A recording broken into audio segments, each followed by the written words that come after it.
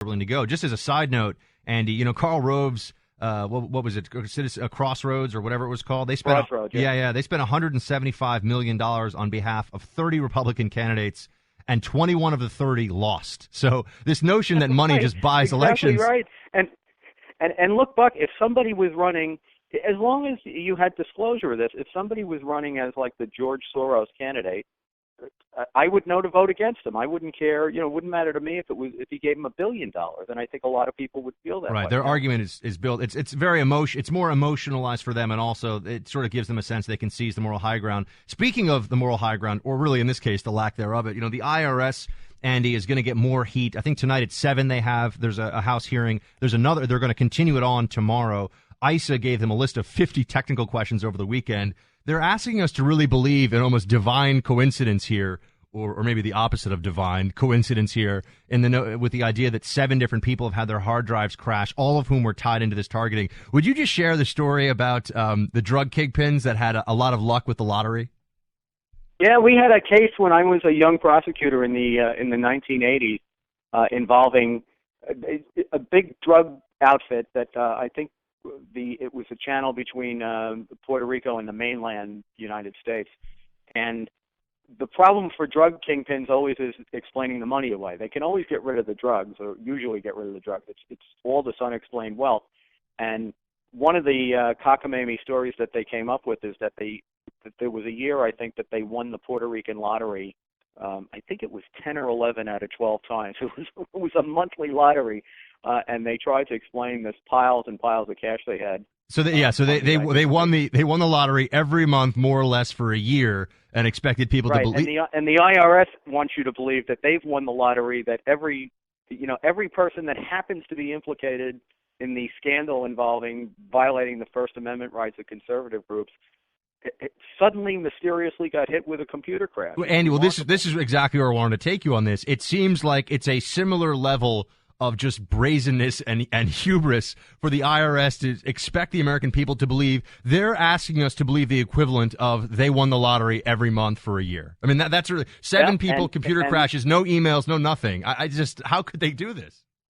Buck, if they let them get away with it, it will be like they won the lottery every month. Well, do you think that they're going to be able to get with these hearings?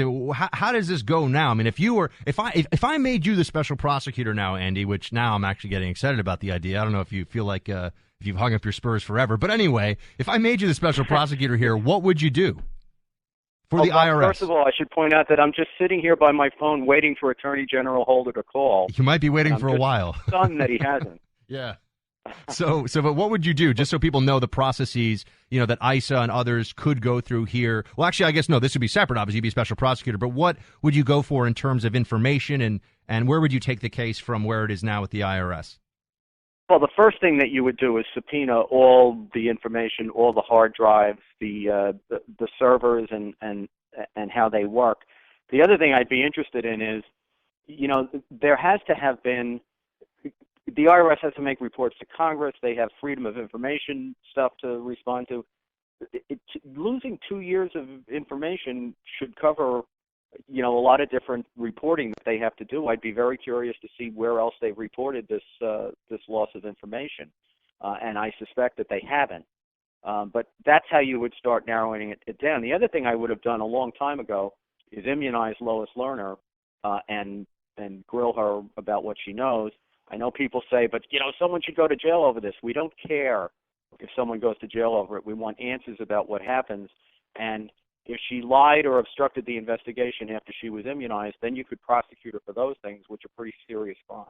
Right. No, look, I agree. I want to know what happened more than it's just like with Shinseki. That doesn't solve the VA. Okay, fine, but it doesn't solve the VA. Andy, right. we only got You're right. Go ahead. It's political accountability. It's much more important than the criminal, the personal criminal aspect. Absolutely. I just want to ask you one question about Iraq, Andy, before we're going to run into a hard break here in a minute. Right now, I'm going to get into in the next hour the consolidation of IS gains. There's this big debate on the Republican side of things, which I think they should just allow the Obama administration to collapse in on itself here. I don't think they should be taking the heat off of it by arguing the Bush-Cheney years, relitigating that all over again. But what do you think about the current state of play from the U.S. perspective in Iraq? Do you think this is more or less what should be done? Should we be doing more or less? What would you advise? Buck, I think that you're never going to have any success in this struggle unless we start realizing that we're in a global conflict, or at the very least a regional conflict, and we have to have a strategy for the region, not for one country. And what's going on in Iraq is exactly what's going on in Syria. It's virtually the same players, et cetera. We don't have an interest in whether Iran-backed jihadists beat out al-Qaeda-backed jihadists. And if they want to have at each other, my suggestion is that we step back and let them have at each other. All right. The book that Andy's written is called Faithless Execution, Building the Political Case for Obama's Impeachment. You can get it now on Amazon or in bookstores near you. Andy McCarthy from National Review, thank you so much for calling in. Always good to hear from you. Thanks, Buck. Great to talk to you. Team Buck, the lines are open, 888-900-3393. Whatever you want to talk about, let's go for it. I'm going to get deep diving in Iraq in just a minute, and then a little Ukraine, and then maybe a little blood feud. Ooh, well, there's a lot of blood feuds going on in the Middle East, but this is about a book, actually. Back in a minute.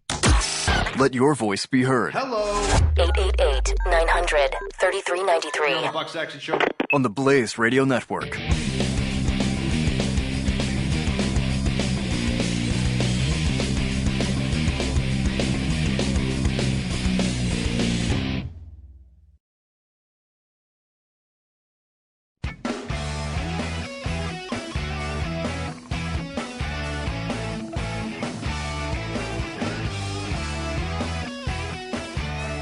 The Buck Sexton Show, 888-900-3393. This is what President Obama had to say on the issue of ISIS and what a threat it is in Iraq now to U.S. interests. Listen.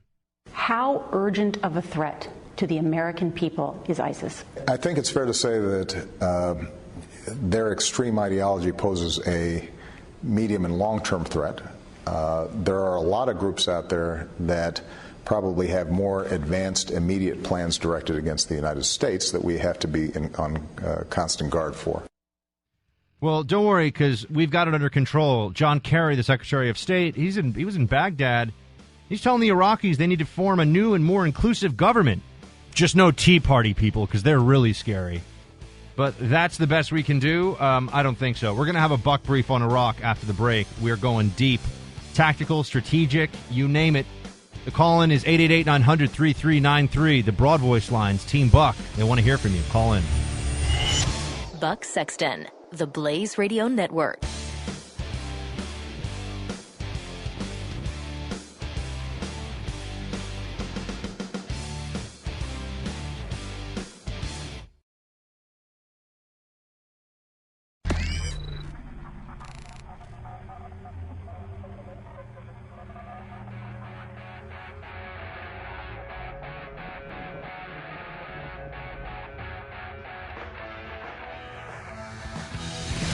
Now, spreading freedom across the nation.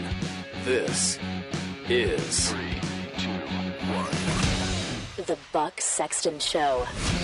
Team Buck, we are in hour 2, and I'm going to take a call and then dive into the Buck brief because we had somebody on hold for a while here. Let's take Jason in North Carolina. Jason, what's on your mind? Hey, Buck, how's it going, bud? Good. I was just watching CBS Sunday morning to Face the Nation this Sunday, and we had Congressman Mike Rogers on there with the CIA director, Mike Morrell, former CIA director, and they were talking about ISIS and worried about how it was spilling over into, what could spill over into Jordan. But what Mike Rogers said, I don't know if anybody really caught it. It kind of got to my goat about all the refugees that are in Jordan already and how that's destabilizing that country already. Well, how come they don't apply that to what's going on in the borders in this country?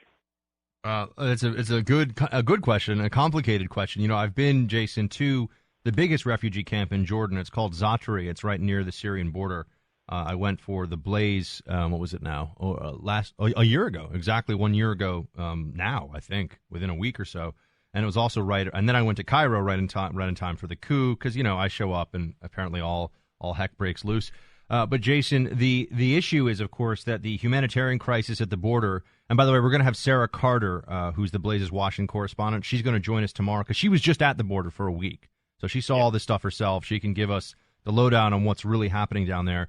But, Jason, there's huge political benefit to the Obama administration. This is very much what I think their calculation has become, that the more people they bring in who are essentially indigent and have limited skill sets and are already violating the law by being here, the more Democrat voters that they have. And so that essentially is a way of stacking the deck and maintaining power. And they would rather have power in an America that is enfeebled and waning and in tremendous distress than transfer power to Republicans in a country that's actually making a comeback and doing well.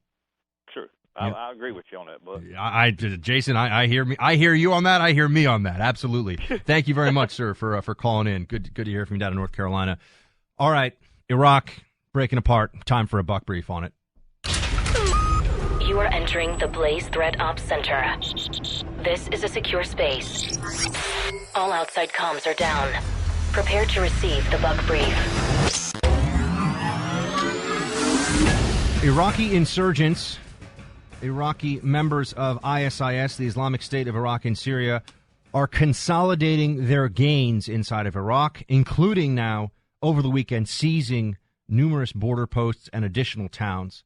They are instituting Sharia law. They are getting closer and closer to a Sharia-compliant caliphate, whether the international community recognizes it as such or not. They seized border crossings. They also seized the towns of Qaim, Rawa, Anna, and Rutba, all those in Anbar province, which is Sunni territory. And so this is where they've had a strong foothold for quite some time. They've also gotten access to an important dam near the city of Haditha, which gives them control over a lot of Iraq's electricity grid. There's also highways, key highways in some of the areas they've taken that connect them directly to Syria and to Jordan. Now, Iraqi security forces, of course, have come out and they've said that they pulled back from these towns as part of a, quote, tactical move. This is according to Iraqi military spokesman General Qasem Atta. Yeah, right. This is a tactical withdrawal the way the French, after the Maginot Line collapsed, had a tactical withdrawal. This is not going to go well for the Iraqi army. The Islamic State of Iraq captured, or ISIS, Islamic State of Iraq and Syria, captured the Torabil border crossing with Jordan, the Al-Walid crossing with Syria. It is now a situation where there is a true cross-border control, meaning they have areas of Syria that are outside of Syrian government control. We know Assad's a bad guy, but these guys are bad too.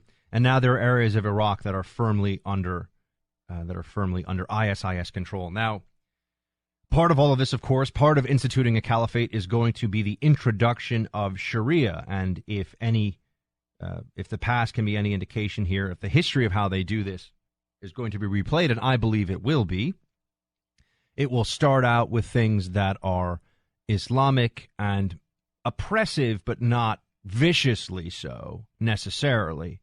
And then they will increase and the screws will tighten and it will get worse. And before you know it, there'll be heads and hands hacked off in public squares. That's the way this progresses. But at first, they always pretend Al-Qaeda wants to have this idea out there that this is a kinder, gentler Sharia. We're not the hand hackers of old. We're the no cigarette smoking, dress your women like beekeeper guys. It's a little different.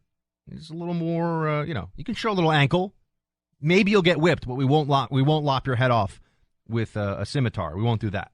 But that's what they do. That's how they come in and try to win over some of the population. By the way, I know that sounds crazy, the notion of this terrorist group winning over some of the population, but that's actually happening. Let me tell you what what AFP is reporting, that some residents in the northern Iraq city of Mosul are feeling the clock turn back hundreds of years. The militants, led by the Islamic State of Iraq and Syria, have begun imposing an extreme interpretation of